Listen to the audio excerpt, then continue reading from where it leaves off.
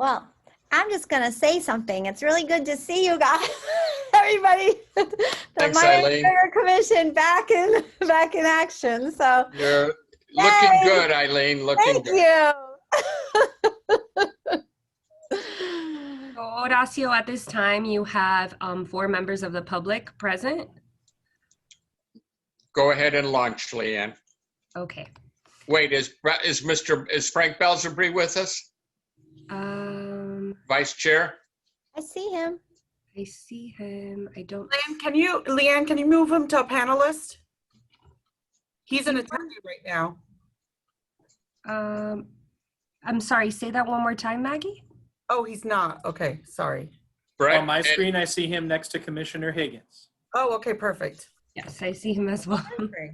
all right. If Frank is with us, Leanne, go ahead and launch. Okay, so good morning. Welcome to the Miami River Commission Board webinar. Today is Monday, October 5th. My name's Leanne, Commission Aide for County Commissioner Eileen Higgins, and I'll be serving as a moderator, host, alongside with Mr. Brett Bubeau, MRC Managing Director. Miami River Commission webinar will be available to members of the public to listen or join in by registering in advance or call in live to the meeting at 1-888-788-0099 using webinar ID 958-1255-7040. This has been advertised for 1 week on the MRC website. This meeting has been publicly noticed and is a sunshine meeting.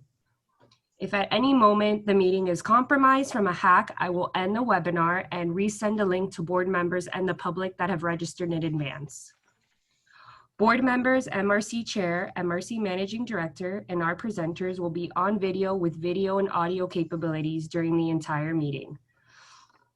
With that, Chairman Horacio Aguirre, with your permission, I will call out the names of those present for the roll call so that we can begin the meeting. Thank you. Please do, Leanne. Okay, so Chairman Horacio Aguirre. Present. Vice Chairman Frank Belzebri. Here. I have Alex Barrera, representing City of Miami Commissioner Alex Diaz de la Portilla. Here. I have David Meyer from the State Attorney's Office. Here. I have John Michael Cornell, Here. Sandy O'Neill, Here. Neil Schaefers, Good morning, present. Patty Harris. Here. I have Rosie Noguera, Good morning, all present. Mike Simpson, Here. Bruce Brown, Here. and Tom Kyman. Here. Brett, have I missed anyone? Miss me. Oh, I'm sorry, Commissioner. I'm here. Eileen Higgins, of course. Present, okay. So with that, you have, You also have City Miami Moon Patrol on. oh, and we have some of our presenters here. Mr. Chair, I can read their names out as well. We have Officer Del Castillo. Is Officer Del Castillo present? Yes, I'm present. And Officer Alex Valdez. I'm present. All right, and is Spencer Crowley present? Hi, good afternoon, everyone. Spencer Crowley, Fine Commissioner here. Okay, those are your presenters. Mr. Chairman, you may begin. Mr. Thank Chairman, you if I very may- much, Leanne. You do a wonderful job for us. Brett, you want to interject something before we start? Yes, please. Leanne, if you'd be so kind to keep trying to get Phil Everingham. He's a board member by phone who's trying to be a part of the meeting. He just texted me. And did you call Patty Harris? I don't know if I lost track of the roll call. Okay, good. Patty was called. Tom was called. Bruce was called. Everybody. Mike Simpson. Did you call Mike Simpson in the roll call? I believe we showed him. Okay, good. Yes. Okay. I will get Mr. Phil on the line. All right. Thank you, Leanne. Ladies and gentlemen, thank you very much for being with us today. It's been a long time. We've missed you, and we are eager to get back in direct contact with you. I'd like to emphasize that throughout the many, many months that we have not been meeting, the Miami River Commission, your Miami River Commission, has been exceedingly busy, working 7 days a week, taking care of business, looking after the river, maintaining the cleanup efforts, minding the budget, and doing everything that we have always done throughout the years to assist all of our constituents, the residents, the business owners, the maritime industry, and government officials who play such a vital role in the prosperity of the Miami River and the Miami River District. My name is Horacio Stewart Aguirre. It's my privilege and pleasure to serve as your chairman and to be the chair of today's meeting. We thank Commissioner Eileen Higgins and her excellent staff for the wonderful work that they do to assist us, especially in hosting this meeting. These are difficult times for all of us, and your participation has been very appreciated. I'm going to go into a brief report. I'd like to extend on behalf of all the members of the Miami River Commission and our staff, Brett Bebeau, a hearty welcome. Brett Bebeau is the managing director. I often mistakenly refer to him as the executive director, but his correct title is managing director. And to remind you, we have a very close relationship with Brett. He does all the work and I take all the credit, and he's perfectly happy with that, and so am I. So Brett, thank you very much for all you do, and thank your wife for letting you get 7 days a week to the Miami River Commission. Normally to my right would be Frank Balzabri, who is Mayor Carlos Jimenez's right-hand assistant. Frank serves as vice chair of the Miami River Commission. If we were in our normal commission room, further to my right would be Mr. Phil Everingham, who is the very capable president of the Miami River Funding. That is the corporation that manages our money, pays our expenses, and lets Brett do the magic that he does so very well. We've had elections and retirements the last 18 months, and those have resulted in new members coming onto the Miami River Commission. From the city of Miami, Commissioner Alex Diaz de la Portilla has designated his chief of staff, Alex Barrera.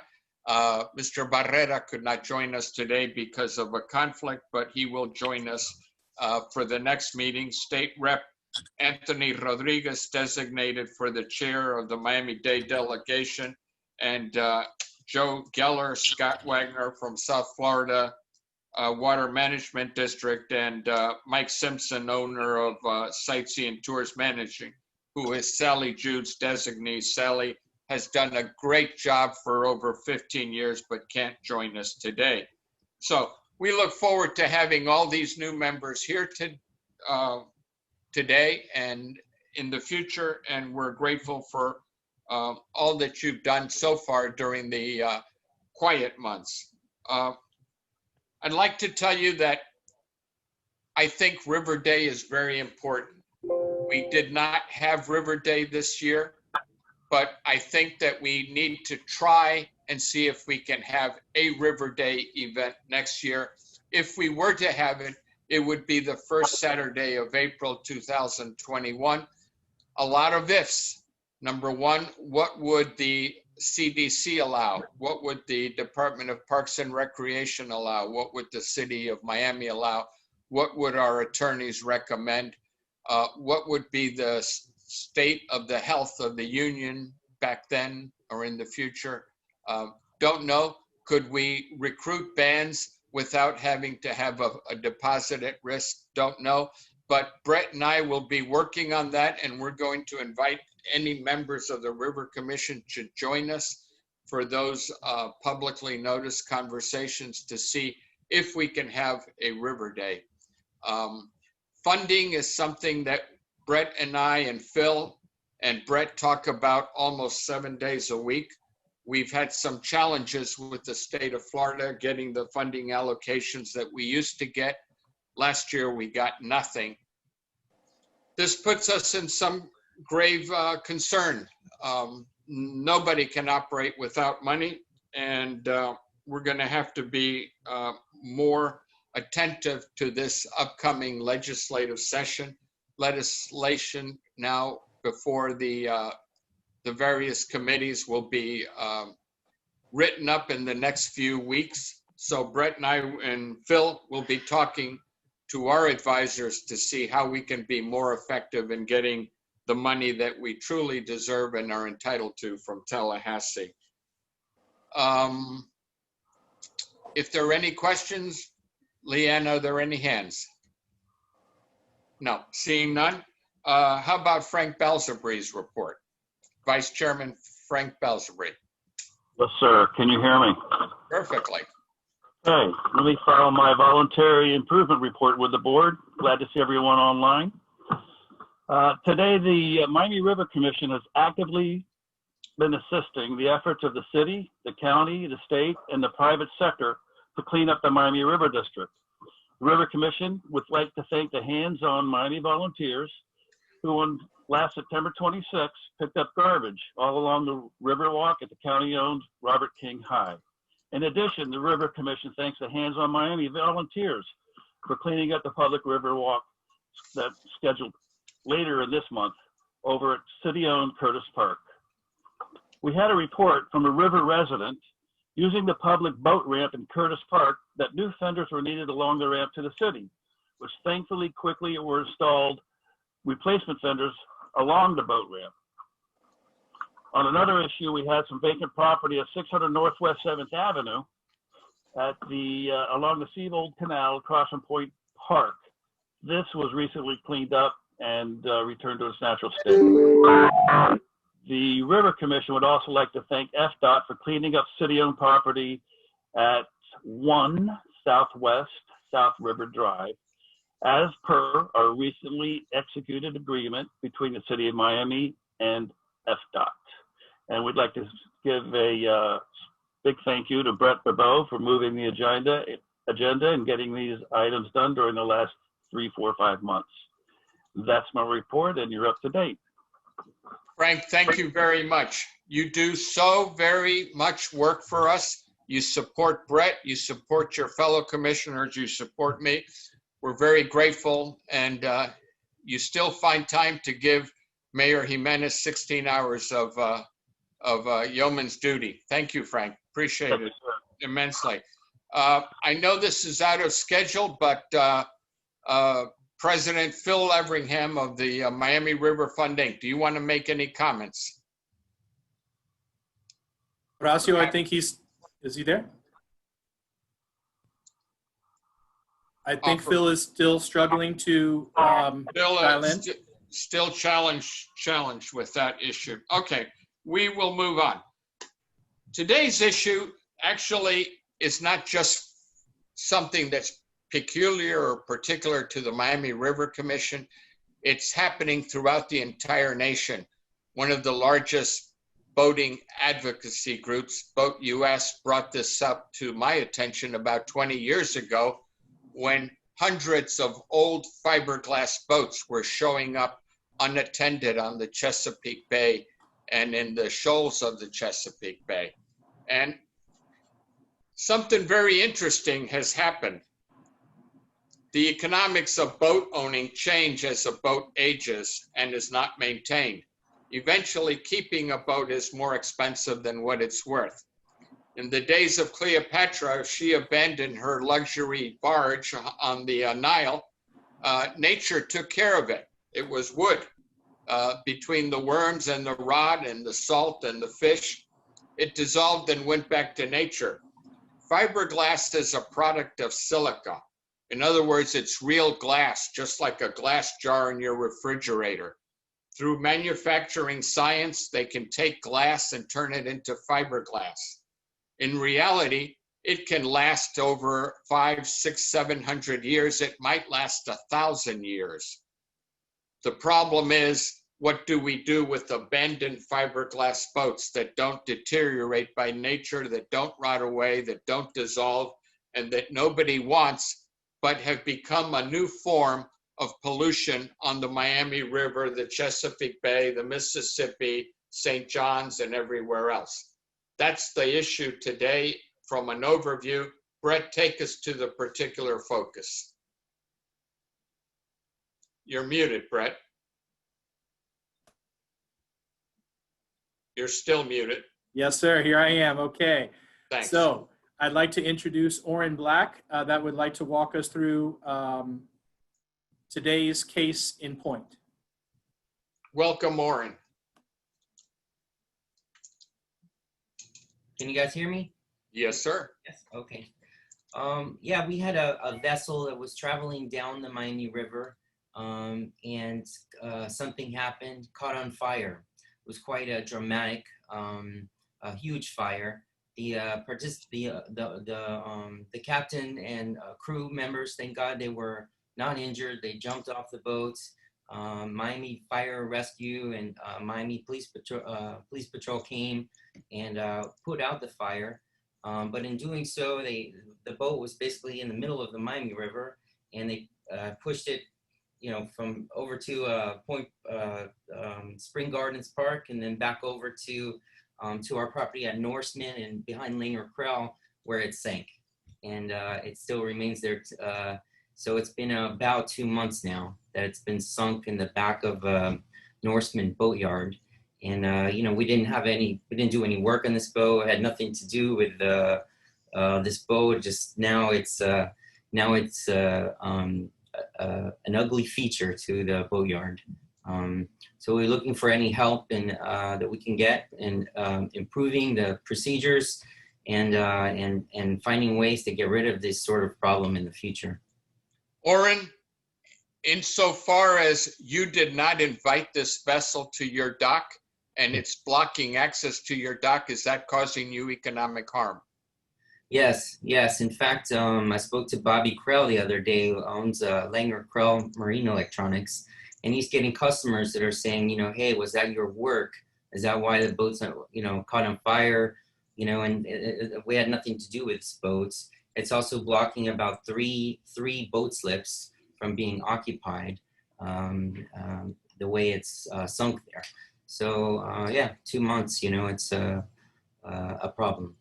All right, we'll continue with the presentation. Thanks, Oren. And by way of background, Mr. Oren Black is not only a distinguished member of the marine industry community, he's also a principal with the Fifth Stream Marina property for larger yachts. And he's also a principal with Norseman Marine, one of the quality facilities on the river. So thanks. Brett, go ahead. Officer, good morning. Welcome. Good morning. Afternoon. Thank you for having me, sir. Good afternoon. How you guys doing? Fine. And you're with the City of Miami Marine Patrol? Correct. City of Miami Marine Patrol, Officer Del Castillo, Marine 13. Welcome. Do you have any comments you want to add to what Mr. Oren Black added? With everything he said, Mr. Black was very accurate. I have the report here in front of me. This incident happened on July 30th this year. So it has been there for over 2 months. And I've had all the information in front of me here. And he kind of covered everything, what happened that day. Okay. So it's your duty to take a vessel in distress away from the middle of the river so it doesn't block the river, and that's the big picture. And then, unfortunately, you had to take it to the dock at Norseman. We didn't. It was actually Miami Fire Rescue that did that. Okay, all right. So somebody of authority had to, hey, you couldn't Correct. leave it in the middle of the river to burn Absolutely not. and create an obstruction to navigation. But, Correct. okay, so, all right. Thank you very, very much, officer. Don't go away. And by the way, we always appreciate, Brett Bebeau never fails to sing the praises of the City of Miami Marine Patrol and what you guys do 24 hours a day. Thank you, sir. Thank you. We appreciate it. Thank you. Okay. Brett, Mr. David Mayer, also a member of the Miami River Commission, a prominent member of the State Attorney's Office. Good afternoon, everybody. Afternoon, sir. Good to see you. Thank you. In working, the State Attorney's Office has a direct file division where cases that have not resulted in an arrest but are under investigation, such as this boat at Mr. Black's facility, Officer Del Castillo met with an attorney from the State Attorney's Office last week, gave sworn testimony and whatever information he could provide. And as of Thursday evening, subpoenas went out to find additional witnesses from the Coast Guard and or fire department that were present when the owner was on the scene to be able to file a criminal case. There is a violation of Florida law to leave a vessel in a waterway abandoned or derelict. So that's the status of that. Subpoenas are going out. It's an issue that I think we need to come up with a solution that no matter a prosecution, jail, fines, whatever, that's not moving the boat out of Mr. Black's slips. So we see this in waterways all over the county and in the bay. And we see it on land too, where people will dump boats on a trailer or knock them off a trailer in front of someone's warehouse on their private property, on their area out in front of their fence. And then these poor property owners get cited by code enforcement for having burned out or dilapidated abandoned vessels on their property that they just show up on a Monday morning and someone had dumped it over the weekend while they were away. So it's a countywide problem, both in the water and on land. Sure. So David, as an attorney, you're recognizing two types of action. One is criminal action and the other one is civil action for remuneration for cost and expenses and loss of income. Well, there are civil penalties that are in addition to whatever criminal penalties there are under Florida Statute 823. Okay. All right. Don't go away, David. You're very valuable to us. We're going to ask you more questions. Thank you. I'll stand by. And let me see, who else? Spencer. I was debating with somebody, Spencer, who in Miami has the most credentials next to their name? You came out at the top with 3 of the 4 people. How many degrees and designations you have besides being a great dad, a terrific husband, according to your wife? You're a lawyer. What are your credentials as an environmentalist? Concerned, active environmentalist, I would say. A master's degree in environmental science? Yes, that's correct. That is correct. And also a member of the Florida Inland Navigation District as our local commissioner for that. Yes, sir. All right. Go ahead. Well, I was asked to attend today and just provide a little bit of background for derelict vessels and how find fits into this problem, which, as the chairman mentioned, is a statewide problem and not just something unique to City of Miami or Miami-Dade County. But generally speaking, the process for removal of derelict vessels always has to originate with law enforcement. And so once a vessel is sunk or looks like it's derelict, law enforcement has to make that assessment and then tag the vessel with a notice. And then a due process period must transpire where the owner of the vessel has a certain period of time. And that time can vary depending on where we are. In Miami, I believe it's 45 days now. but the owner has 45 days to claim the vessel and then take action to remove it from the waterways. If during that due process period the owner does not claim the vessel, then the local governments can proceed with efforts to remove and destroy the vessel. You know, the problem a lot of times is there's two different sort of entities that are involved in that. The first is law enforcement, and then the second is typically not law enforcement that deals with the removal of the vessel and paying to remove the vessel. And so that's one of the issues that creates some inefficiencies in the process. Again, not just in Miami, but all around the state. Find as an entity has two different programs that are available to local governments to assist with the problem of derelict vessels. The first is what we call our small scale derelict vessel removal program. And that is a $30,000 grant that's available once a year. And basically it's available for first come, first serve to local governments who have derelict vessels that have been tagged. The due process period has run, and a cost estimate has been obtained to remove the vessel. And once we have those things, we can provide the grant funding to remove the vessels. Notably, that program can be used as a reimbursement in addition to a prospective grant. And so basically, if the local government takes efforts to remove the vessel and you know, comes out of pocket to spend the money to do that, they can come to us after the fact and we'll reimburse them for the cost of doing that.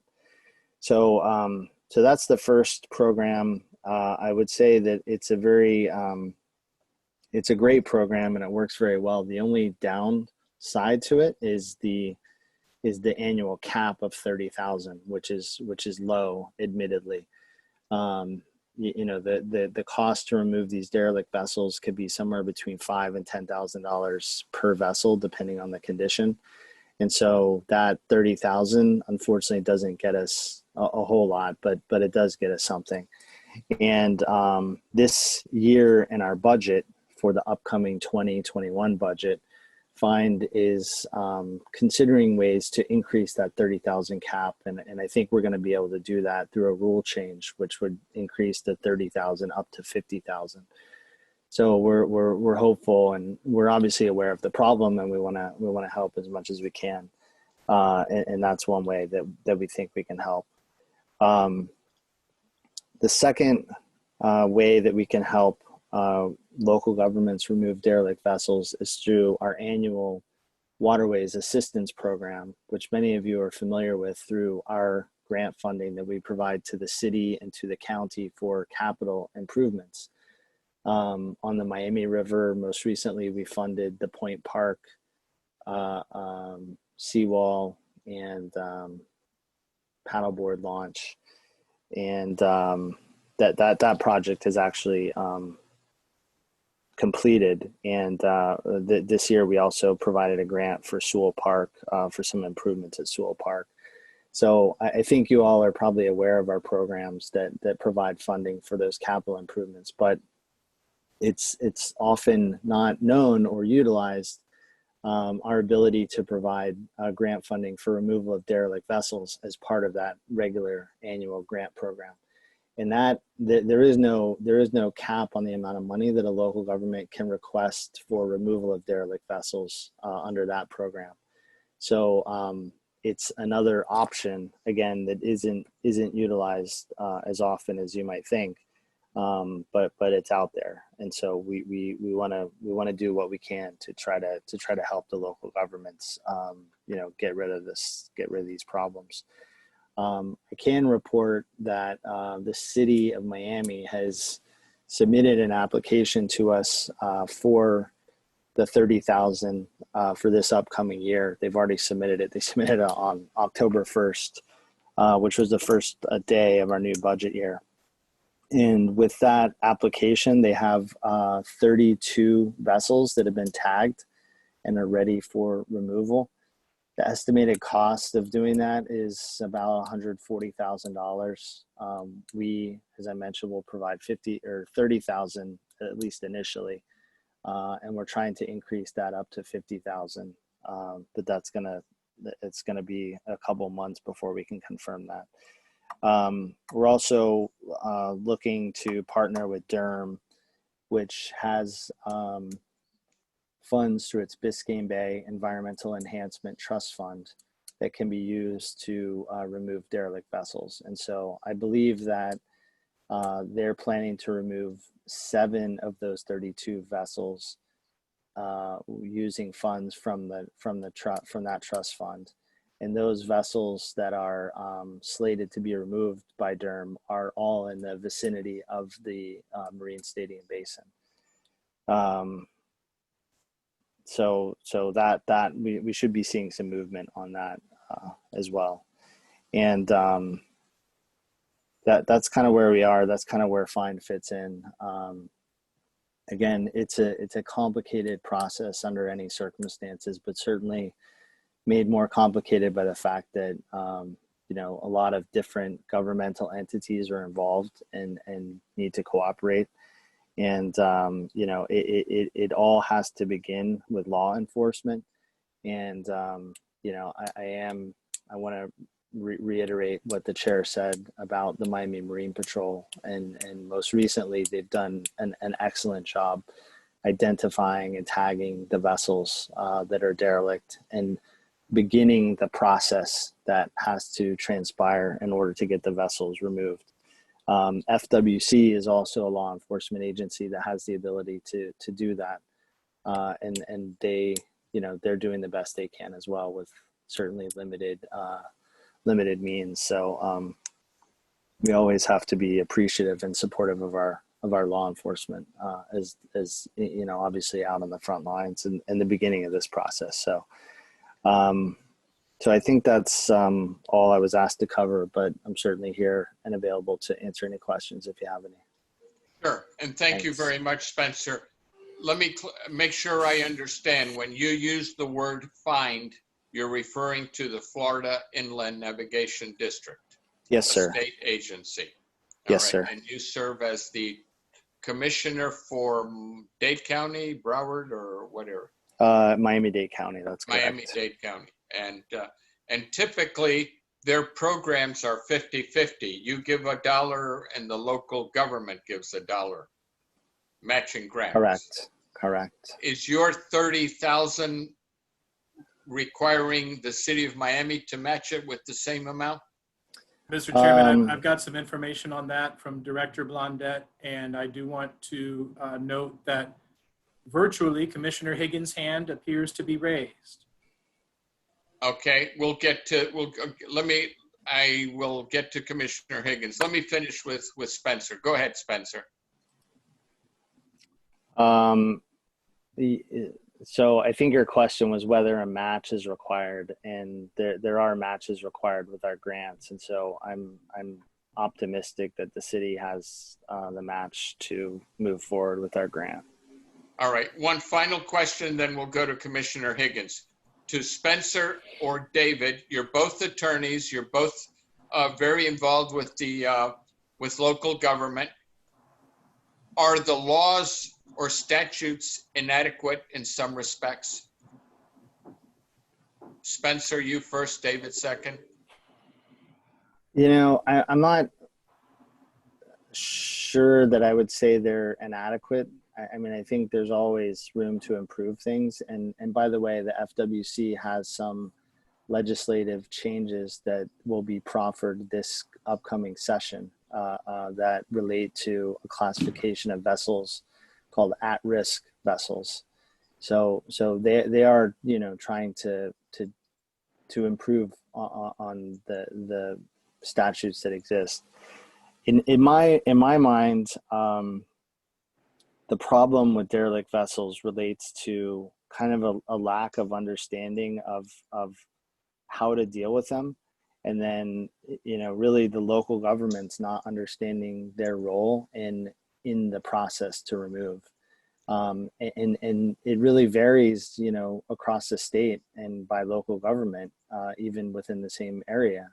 So, for example, my understanding is that the Miami-Dade Marine Patrol just doesn't tag vessels. That's a policy they have, and they just don't tag vessels, as a matter of course.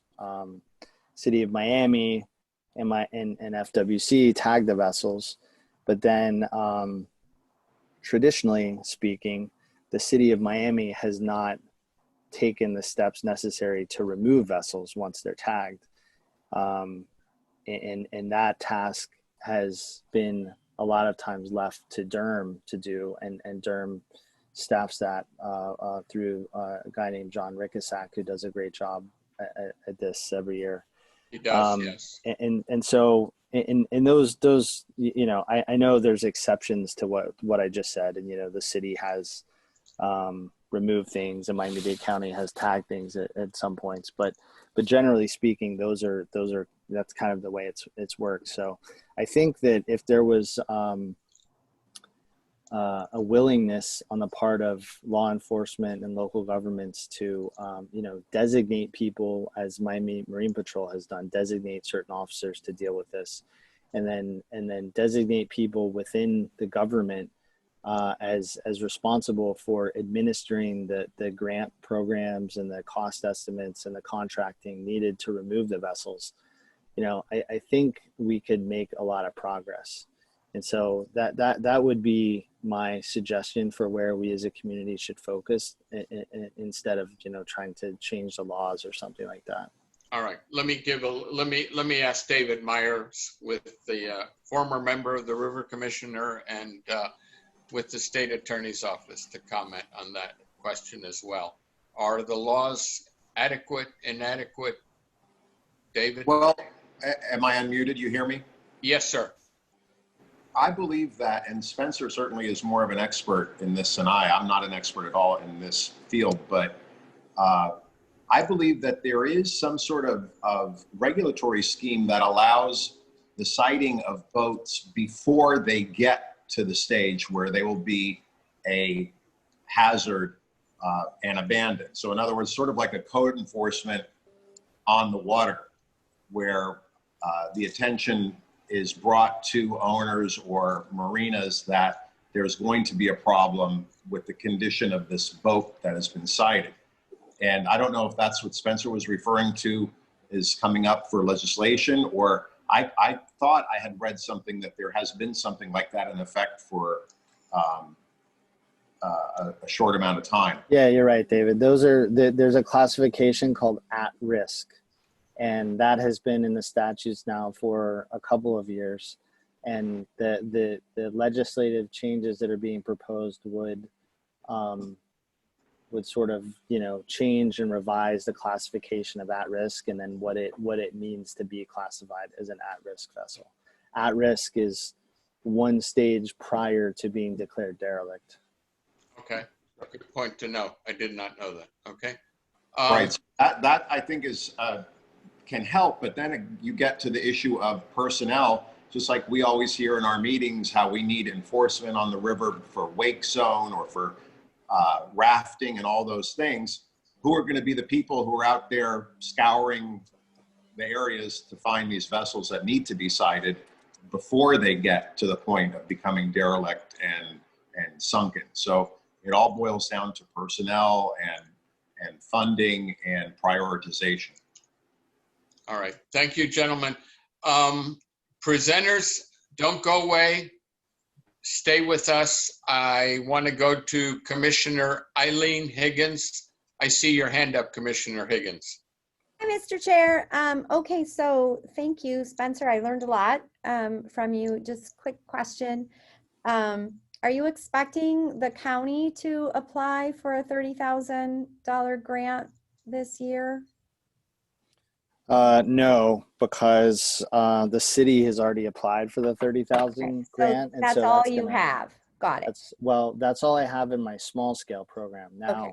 In the normal Waterways Assistance Program grant cycle, which opens in January and closes in March, the county, I would encourage the county to apply. So if you have discussions with Derm or John, please let them know that we would encourage that. Okay. And I don't think that's anything the Miami River Commission would vote on, so you and I could probably just work on that separately. I guess my main question is, all of this discussion, how does this help Mr. Black, who has a boat sitting in front of his place of business? In the vessels that are tagged with the fine grant in the city of Miami, is that one included, or has that not been tagged? Is that something you think, Spencer, I could speak with John and Derm about to use the Biscayne Bay Trust Fund for? What are your thoughts on that? Well, first of all, my understanding is that it has been tagged, but I would defer to Brett on that, or maybe law enforcement. But certainly, the ability to use the trust fund money is something that I think we should look at. I think the city is also, I know the city has included that as a vessel within its list of 32 that it used to apply for our grant funding for. But the fact that it's included as part of the 32, I think Brett and I are still not 100% sure whether the city has all of the extra money they need to remove all of those vessels. Maybe Brett, you have an update or some confirmation on that. Brett, maybe, and we don't have to do this today. Of the 32, is this the only one that's impeding someone's ability? I mean, none of them are good in the water. We know that. But if this one is both in the water, not good for the water, and impeding someone's ability, to run a successful business in a time of economic crisis, maybe we could work through the city or through Derm, and I'm happy to help with that, to prioritize making sure that Mr. Black's or any other business that's been impeding by this, that we kind of get that prioritized. So Brett, whenever you get a chance to let me know, that would be great. Very valuable, Commissioner Higgins. Thank you very much. Appreciate it. Thank you. You've always been there for us. Appreciate it. Leanne, I don't see anybody else's hands up. So My hand is up, Mr. Chairman, both virtually and physically. Go ahead. Thank you, sir. Commissioner Higgins, thank you for your kind offer. Good news. Director Blondette from the City Grants Department did confirm in writing that the City of Miami has the $142,000 match for the $30,000 submitted fined application, which includes this boat and 30 other boats. So those 30 boats, thank you, City of Miami, are being addressed as soon as possible. There are 2 boats currently on the Miami River. Maybe this is a good quick segue into my portion of the presentation. If Ms. Sippen would be so kind to bring up the first of 3 documents that were previously emailed to the public. So this is a page from our award-winning adopted strategic plan. There's a section here, continued removal of derelict vessels. Once upon a time, about 20 years ago, the river was plagued with derelict vessels. Thankfully today, there are only 3, one of which we've been focused on, and the other 2 where we can accept Commissioner Higgins' kind offer for assistance with the county's Biscayne Bay Trust Fund are actually both located on a county property that's managed by transit. That address of that county property is 3795 Northwest South River Drive. So there is continued communication about those 2 derelicts, and we appreciate the county's support in having those 2 removed as well, so we can get our count down to 0. The second attachment that was a part of there's a photo of the boat that Oren mentioned. And Oren, correct me if I'm wrong, was any damage done to your property by the burning boat?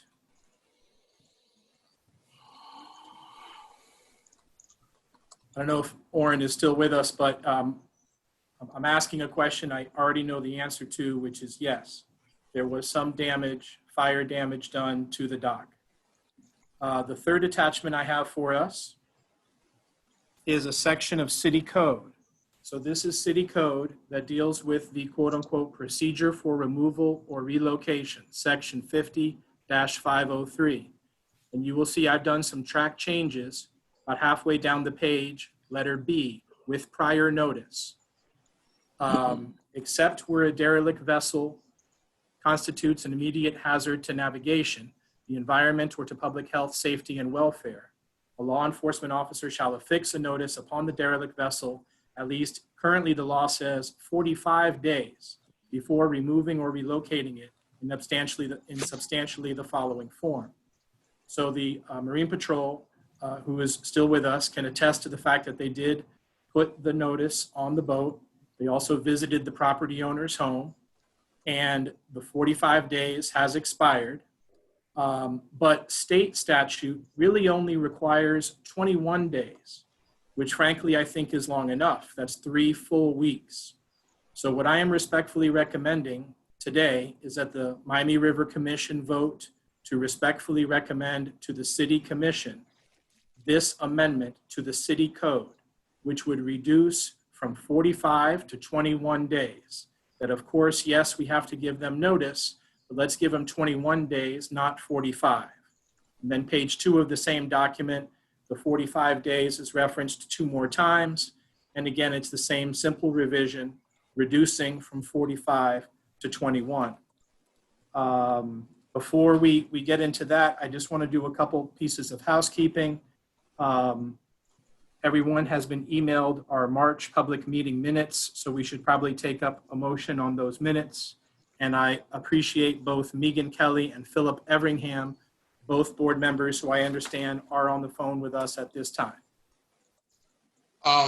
Brett, can we leave the acceptance of the minutes as presented until we finish this the item we're on before right now?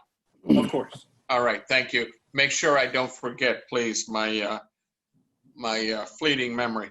Okay, Brett, about a month ago or a month and a half ago in the city of Miami in a neighborhood called Durham Park, you got a phone call advising you that a vessel owned by somebody from out of town, Tampa, I believe, had sunk on the dock of a property in Durham Park.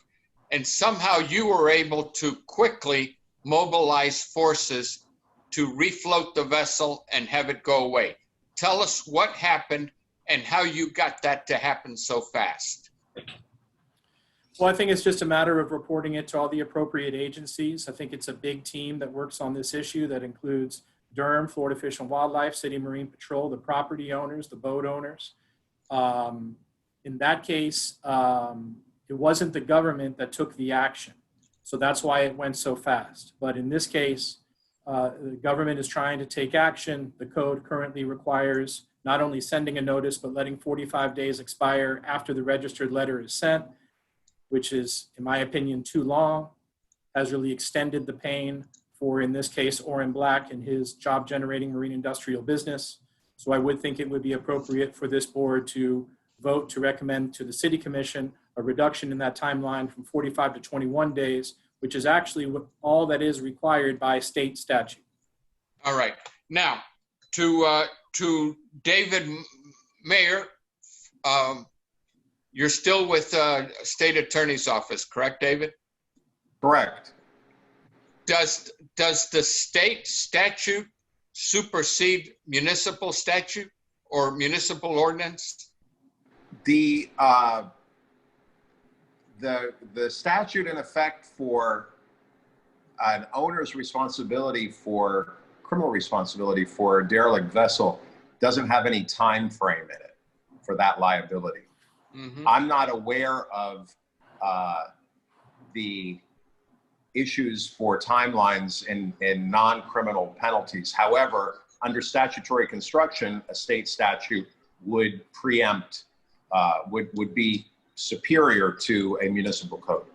All right. So it would be logical to expect that the city should go with 21 days rather than 45 days if 21 days is the prescription from the state. Correct. That's under its other, yes. Thank you, sir. Very Yes. valuable information. Thank you. Okay. We normally invite anybody from the public. Leanne, do you know of anybody from the public that has joined in that wants to comment? Yes, we have Mark Bailey and then John Rickisack, who have raised. All right. Let us go first with Mr. Mark Bailey, who is the Executive Director of the Miami River Marine Group, the trade group, the representative trade group for all marine interests on the Miami River. Mark, good afternoon. Thank you for being with us. Thank you. Thank you. Can you hear me? Perfectly, sir. Good. I want to thank Oren for bringing this issue up and the commissioner for also highlighting this issue. It is an enormous problem for the marine industry on the Miami River. One can only imagine that when this kind of scenario takes place in the center of the river, it closes the Miami River until the vessel is moved or relocated in some way, if there's a sunken vessel in the federal channel. That's when the Coast Guard is involved. And I will give you something that I learned through this process, that if there is fuel leaking, oftentimes the authorities can act a little more quickly. Because of the pollution concerns related to this. But anyway, I think what Oren raises is is an important issue. It is one that because all these jurisdictions and all the law enforcement agencies are involved and supportive, no one is in control. No one is really the point person to make sure this happens, that these issues are addressed. And so there's oftentimes, unfortunately, there's a lot of finger pointing as to, well, this is not my jurisdiction, that's not my jurisdiction. So this is a big issue. It affects the entire marine industry. And I can't speak for the Coast Guard, but they clearly are a player in this when it relates to vessels that have sunken within the federal channel of the Miami River. And anything that the Miami River Marine Group and others can do to focus the attention on this and have this issue addressed and have it addressed in a meaningful way so that it goes back to the commissioner's point, which is, so what's happening now? I mean, there's a lot of lag time that happens. I mean, and even the 21 days. I mean, if this were happening in the center of the river where no vessel could get by, it would be a huge, huge problem. It's happened before, and the marine industry has helped each other by removing, in cooperation with the Coast Guard, to move vessels out of the federal channel specifically. But these kinds of issues, then where do you take it? Where do you take these vessels? Oren is dealing with a very difficult situation that there's no real prompt and quick way to address this issue. And anything that we can do, and that the River Commission can do cooperatively to keep this issue on the front burner and find meaningful ways to address this issue as soon as possible. Whenever it occurs, we would be helpful. We would be delighted to be helpful in that regard. Very grateful to you, Mark, for all that you do. You are a great partner to the Miami River Commission. Thank you very much. And thank you to your service for our community. My friend, Mr. Rickisack from Durham. And I know you're not Durham anymore, but for us old guys, it's still Durham. So correct me as to what the correct department name is, and welcome, and give us your current title.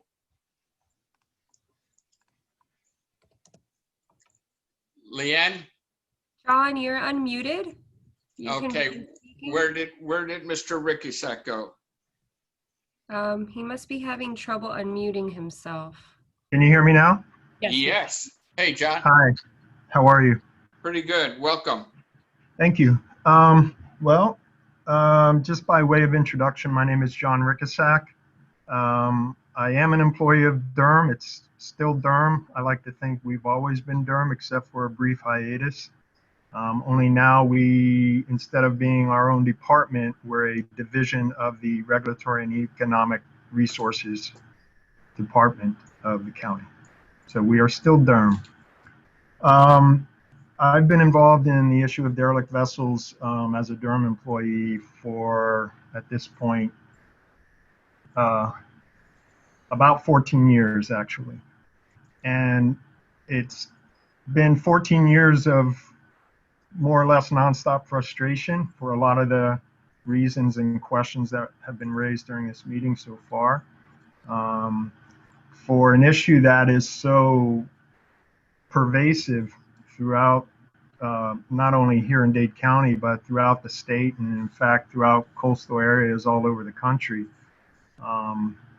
What's particularly frustrating is we don't seem to make too much progress in wrapping our arms around it. As far as, I raised my hand actually in response to the question about certain inadequacies in the state statutes that exist that make the issue, in my opinion, more difficult than it has to be. One of which has to do with identifying a responsible party or holding a vessel owner responsible for their vessel once it falls into a derelict state. Any law enforcement officer who has dealt with a derelict vessel will tell you that that's one of the most difficult parts of the job in terms of addressing derelict vessels, or DVs, we call them for short, is finding a responsible party. And then once you think you have found a responsible party, only to have them inform you that, oh, well, I sold that vessel 3 years ago or 5 years ago, and the title to the vessel was never transferred. The law, in my opinion, does not do a very good job in holding people strictly responsible. People don't even bother grinding off, although they do still on occasion, but they don't even bother taking off their registration numbers off of vessels because it's so easy to wiggle out of responsibility. They can produce a bill of sale that may be completely fabricated, since it doesn't have to be notarized, indicating that they've sold the vessel, and basically be absolved of responsibility. So that makes it really difficult to hold people accountable when their vessel winds up sunk somewhere or tied up to somewhere, like happens fairly frequently on the Miami River. So that's a big issue. As far as getting vessels removed in a timely way, there are a number of challenges to that. One fundamental challenge is because the statute 82311 that deals specifically with derelict vessels only allows law enforcement to have the authority to allow a vessel to be removed. As you are well aware, law enforcement, particularly on the water, is in short supply. The city of Miami, which has far and away the biggest problem in the county with derelict vessels, they, I believe, only have, and correct me if I'm wrong, Sergeant, if you're still on, or Officer Del Castillo, they only have 7 officers assigned to the Marine Patrol unit. And they have many, many, many other demands on their time other than derelict vessels. So, but one misconception as far as getting boats out of the water quickly is that any law enforcement officer under 82311, and I think the other statute that applies is 376 21, something like that, gives law enforcement the authority, if they deem a vessel to be an immediate hazard to navigation, or to the public or to the environment, they can cause a vessel to be relocated or removed pretty much immediately. What can't happen until a certain time expires is that the vessel be disposed of, because the vessel owner is entitled to due process before their property is destroyed, Crunched up. disposed of. So that's really where the time frame comes in. And as I believe the assistant state attorney mentioned, statutorily, I think, well, depending on what statute you refer to, but I think generally it used to be a minimum of 5 days. So there was another statute that applies to loss and abandoned property. It's Chapter 705 of the Florida statutes, which basically said 5 days. Once the vessel has been posted, the vessel can be removed and disposed of as the government agency sees fit.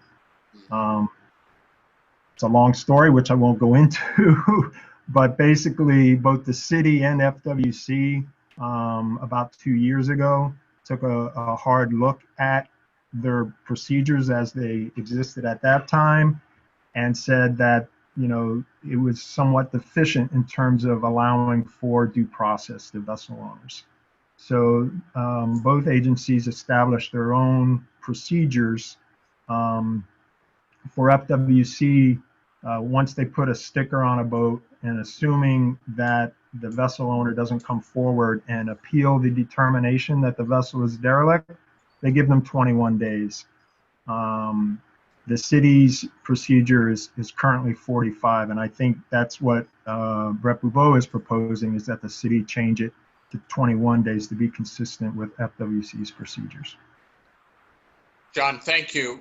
For clarification, correct me if I'm wrong, John, when you reference FWC, you're referring to Fish Florida and Fish and Wildlife Wildlife Commission. Conservation Commission, yes. All right, thank you very much. A police authority. All right, thank you. Brett, I see your hand up. Just wanted to thank both Mark and John for their comments and their support and their efforts. Partially in response to Mark's question, I just wanted to recap the steps that have quickly, thankfully, happened in response to the vessel that Oren discussed. Shortly after the boat was, the fire was put out, the Marine Patrol quickly tagged the boat. They sent the letter. The 45 days per the city code has just now expired. They visited the property owner's home. Communication started with David Mayer of the State Attorney's Office. He is the designee for the State Attorney on the Miami River Commission. Criminal felony charges are being directly filed. A title freeze was provided onto the owner for vehicles with the DMV. There's now a title freeze that has been instituted. A grant funding source was identified thanks to Spencer Crowley. We then communicated with the city grants department. They agreed not only to apply on day one of the cycle, which they did, but they came up with a $140,000 match so they could get all 32 currently tagged boats, of which 31 of 32 are in the bay. This one is number 32 on the river, to remove all of them. That paperwork has been submitted. That award should take about a month. The next time Find meets is in November. Because it is a reimbursable grant, the city doesn't have to wait for the award. They could contract and remove the boats and then be reimbursed when that award comes. For that matter, they can also apply to the cycle in April and get a further reimbursement, because that is the nature of the grant cycle. So I do appreciate the immediate steps that all of these partners have taken. In terms of the Coast Guard, let me share a brief experience that happened on the Curtis Park boat ramp. There was a sinking vessel there. There was evidence of oil that was leaking. That's another team member, which I neglected to mention, absolutely. Coast Guard was contacted. They came out. The first time they came out, they said we were wrong. No oil was leaking. We continued to see the sheen. We called them out a second time. The This time they admitted that yes, oil was coming out. They took some measures, but they just handle the stopping of the oil and then they pretty much leave. They leave the boat there. They said there was nothing they could do to remove the boat, that their responsibility was only to stop the leaking oil. In addition, as Mark noted, one time when they got involved, when the boat was in the channel, they shut down the entire Miami River for an extended period of time. I see Rosie nodding her head. That was very problematic for the shipping industry because they were not allowed to pass. So that's another tricky part with dealing with the Coast Guard sometimes. So I think that they are the point on addressing the leaking oil, but I would suggest that the point folks on removing the boat are City Marine Patrol, Florida Fish and Wildlife, and Durham, and the Florida Inland Navigation District with their not one but two grant opportunities. So, Fred, I'd like to remind that you hosted a mini symposium about 1.5 years ago on the global big picture topic of derelict vessels and abandoned vessels. Yeah. Yes, the meeting with all of the, that's correct. We had a meeting with Mr. Rickasack, Florida Fish and Wildlife. Spencer was there, I believe, who was at the Miami River Commission offices. So it's a work in progress. I think that we're moving the ball in the right direction.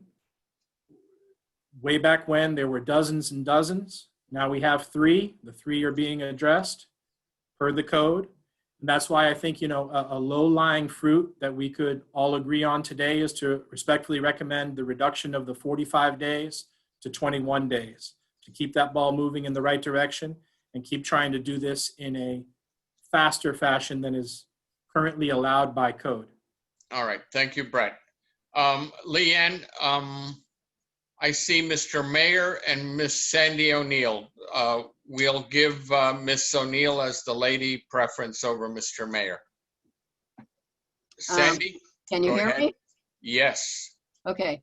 I just wanted to, at the appropriate time, make the motion that the River Commission adopt the proposed amendment and that we further tack on to that motion that we should work to facilitate greater coordination amongst the various agencies that are involved in attempting to deal with this problem.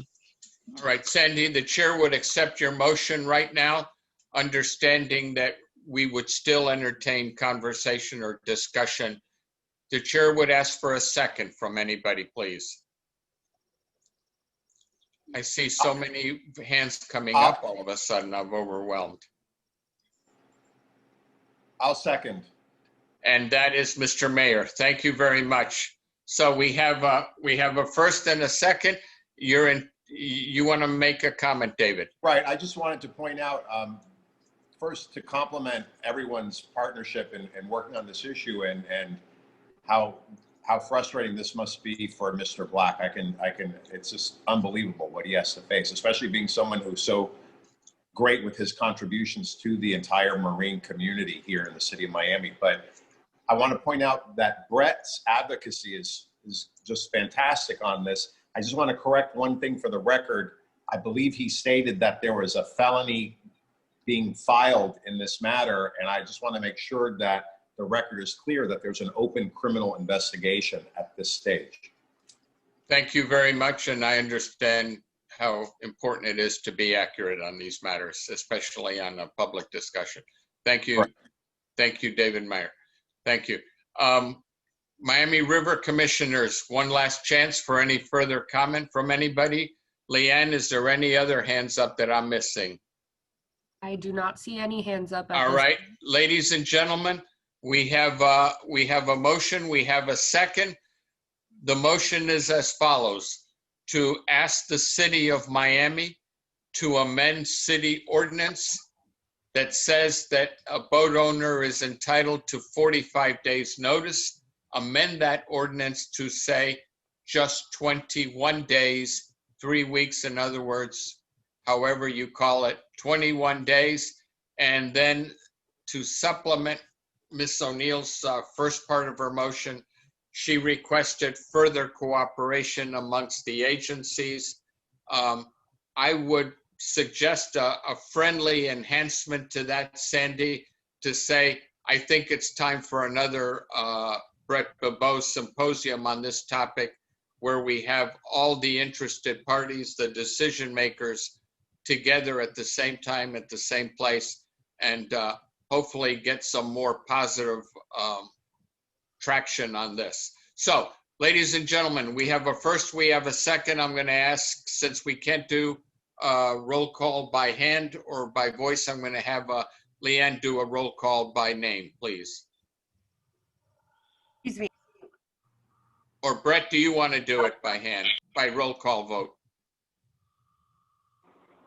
I'm happy to let Ms. Sippen do it. All right. Okay. One moment. Okay. Can you hear me? I hear you, Leanne. Okay. Mr. Chairman, Horacio Aguirre, Yes. Mr. Vice Chairman, Frank Belzabri, Yes. Miami-Dade County Commissioner, I think, Miami-Dade County Commissioner Eileen Higgins. She left, I think. Yes, I'm voting on her behalf Okay. as her alternate. Maggie as her alternate, Maggie Fernandez. Thank you. Mr. Alex Barrera, on behalf of City of Miami Commissioner Alex Diaz de la Portilla. Yes. David Meyer, Yes. John Michael Cornell, Yes. Sandy O'Neill, Yes, and I accept the chair's friendly amendment to my proposal. Neil Schaefers, Yes. Patty Hernandez, Patty Harris, yes. Harris, I'm sorry, That's all right. Rosie Noguera, Yes. Mike Simpson. Yes. I think we have Megan Kelly by phone. Yes, Phil Everingham, yes. Phil, yes? Was that Phil? Yes. Everingham? Okay. Yes. And Megan Kelly? Yes. And Bruce Brown Yes. and Tom Kyman. Yes. I believe that is all of your members. And Thank you very much, Leanne.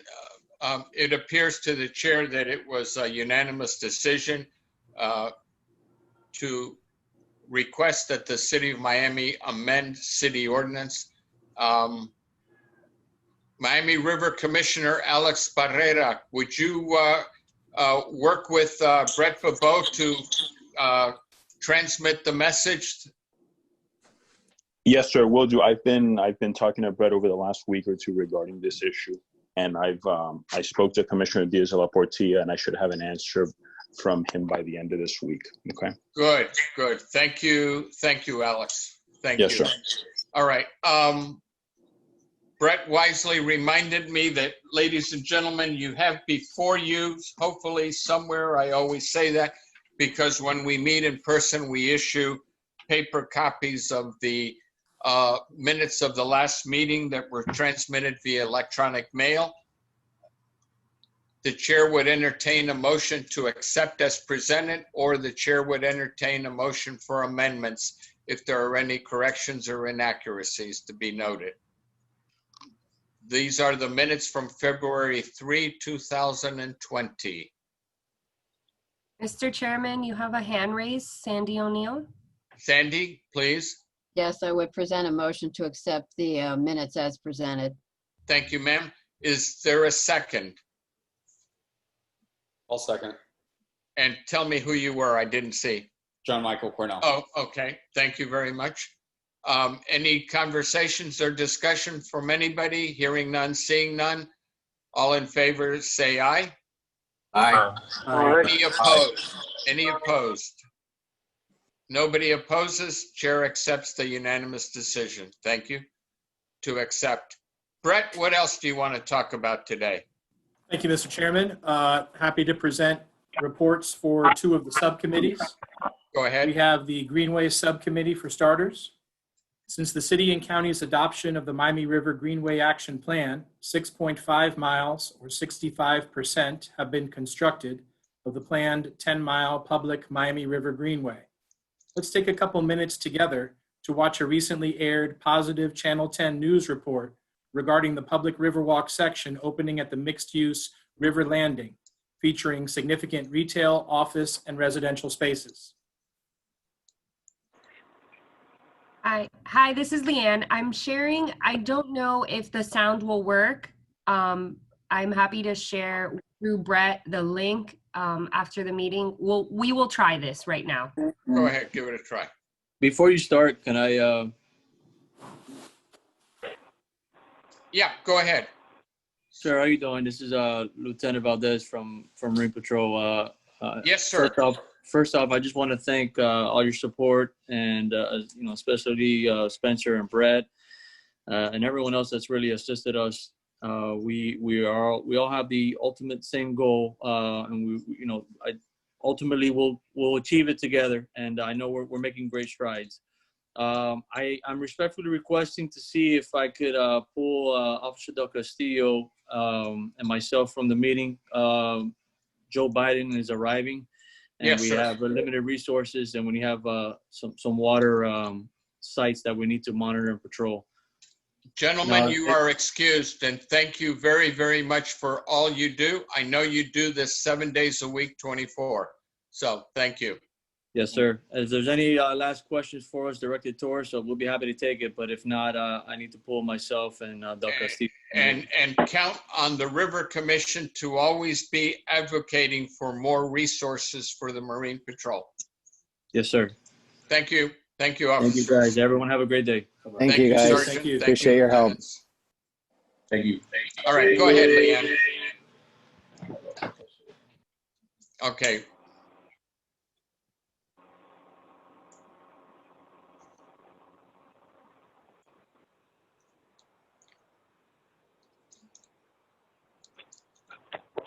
So it appears you might be right about the sound if it does the same thing that it just did to that short ad.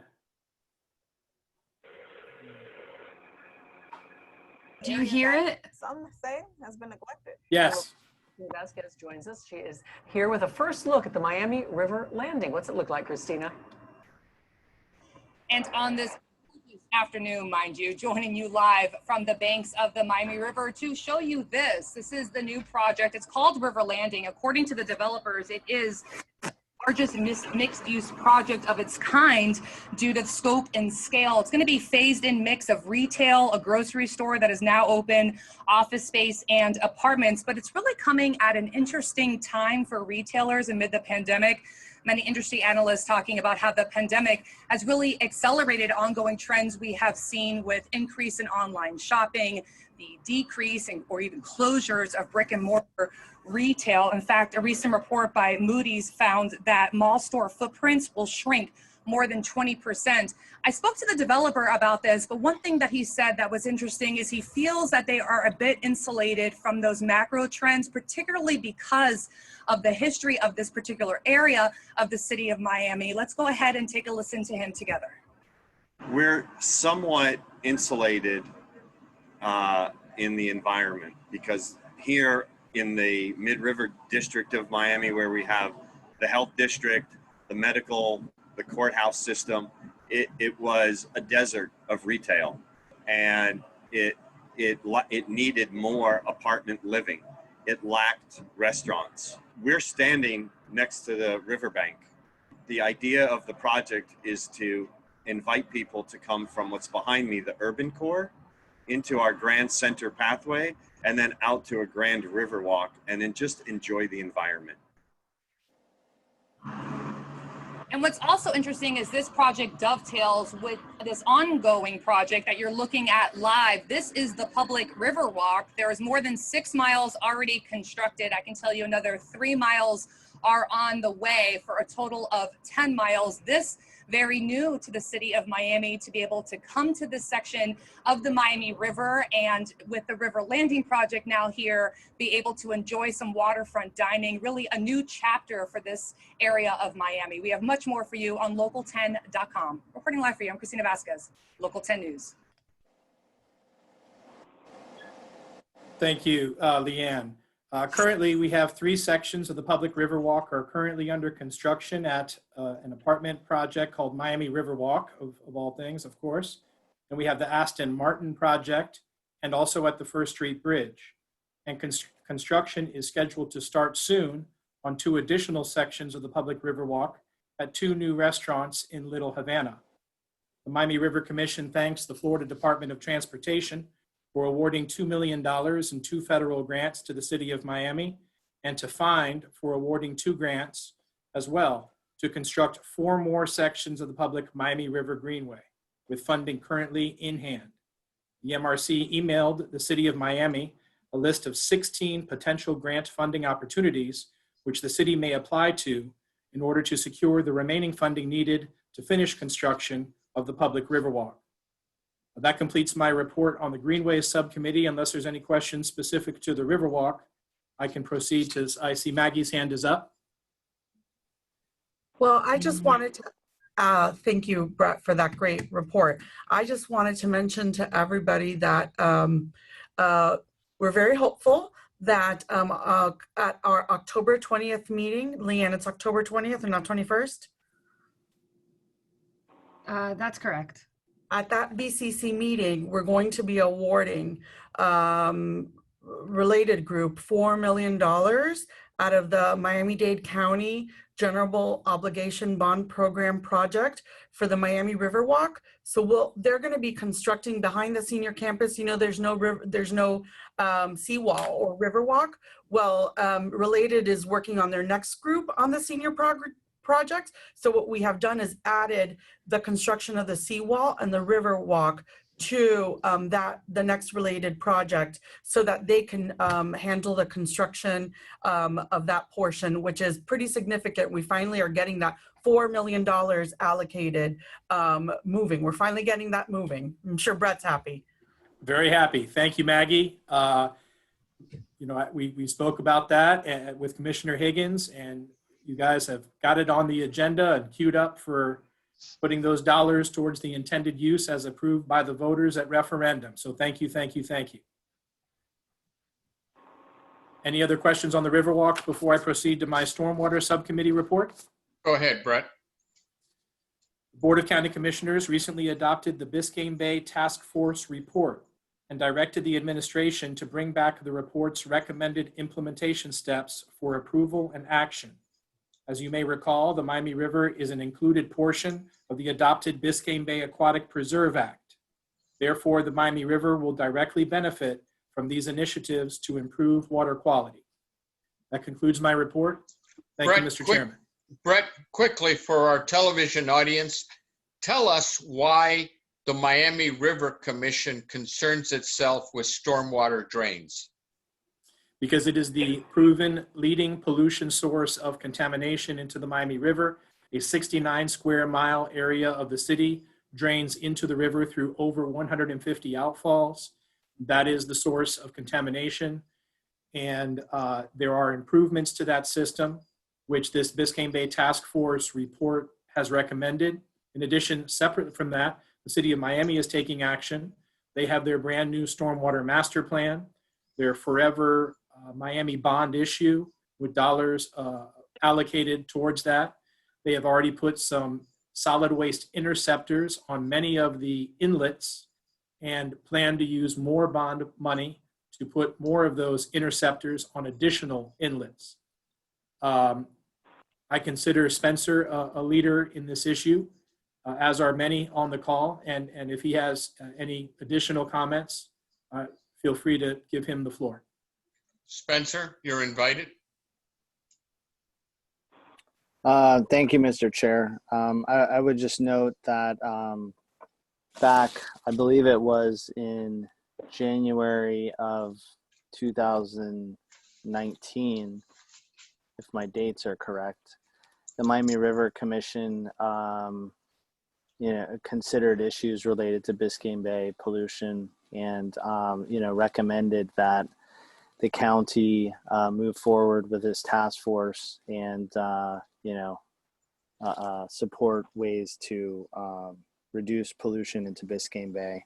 And so I think we're sort of halfway through fulfilling that request, or the county's halfway through fulfilling that request, in that they've convened the task force. The county has adopted its report, but now there are remaining items necessary to be implemented for some of these things to take effect.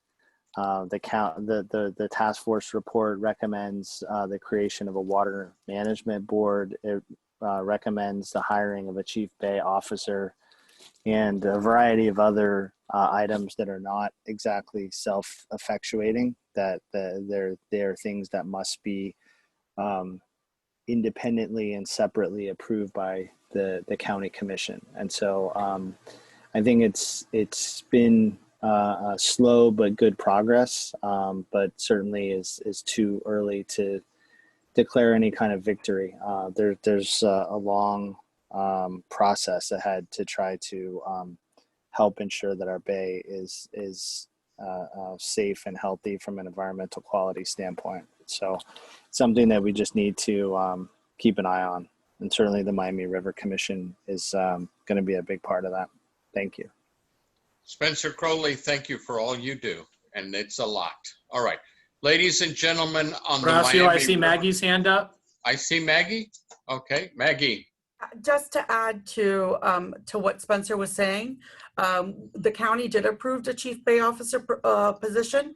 So I'm sure the next mayor is going to be setting that office up, and both candidates are they're very much supporting the bay and any work to help the bay. But I also want to add that tomorrow's Board of County Commissioners meeting, Commissioner Cava and Higgins are co-sponsoring legislation, fertilizer legislation, to control fertilizer runoff into the river and in other and into the bay.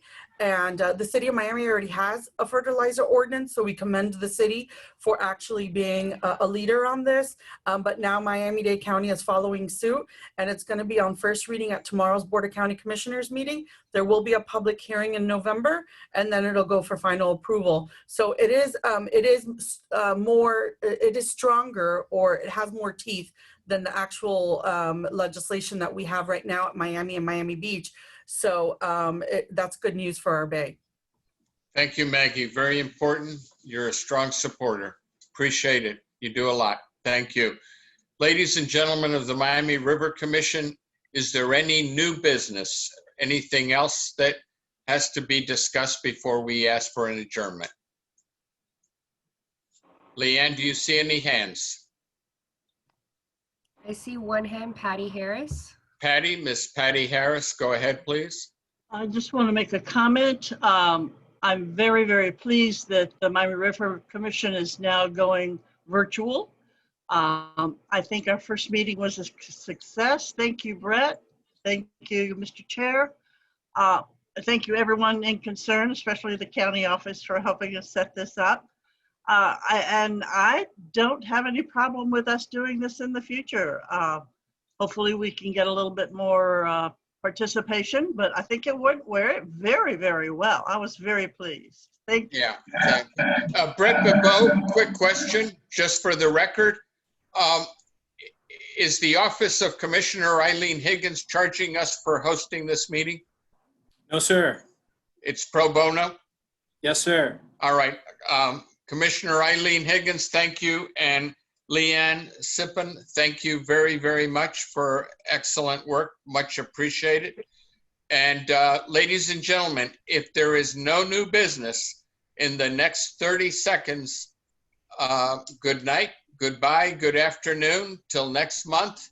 Thank you very much. Leanne, thank you very, very much. And much appreciated. It is 1:31. This meeting is adjourned. Thank you, everyone. Stay safe. Stay